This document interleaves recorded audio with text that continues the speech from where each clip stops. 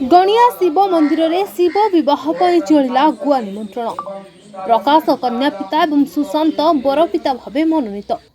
चलित मास 31 तारिख में शिव बह और जून 1 तारिख में शीतल षष्ठी पालन कर चलचंचल हो पड़ी शैवपीठ।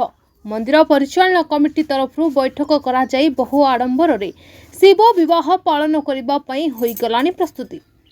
तेबे गणिया थिबा शिव मंदिर में चलित वर्ष शिव विवाह प्रस्तुति पर्व आज आरंभ हो जाइछि। चलित वर्ष बर पिता भावे बेलपड़ा पाटना ग्रामर सुशांत कुमार दलबेहरा और तांको धर्मपत्नी सस्मिता मंडल और कन्या पिता भावे गणिया पाटना साहिर प्रकाश कुमार साहू और तांको धर्मपत्नी लक्ष्मीप्रिया साहू मनोनीत होइछन्ति। उभय पक्ष आज गणिया शिव मंदिर में उपस्थित रही गुओ निमंत्रण कार्य समापन करथिले।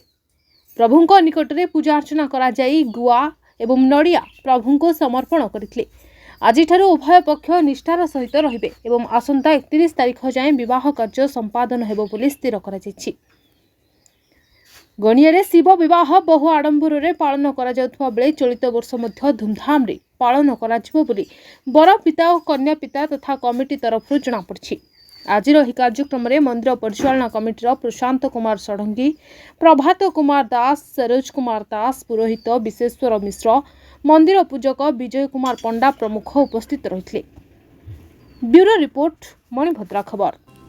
आपण मानकर स्नेह श्रद्धा एवं भल पाइबा को पाथ्य करी मणिभद्रा खबर यूट्यूब फेसबुक एवं पोर्टाल तार सफलता बजाय रखिछि।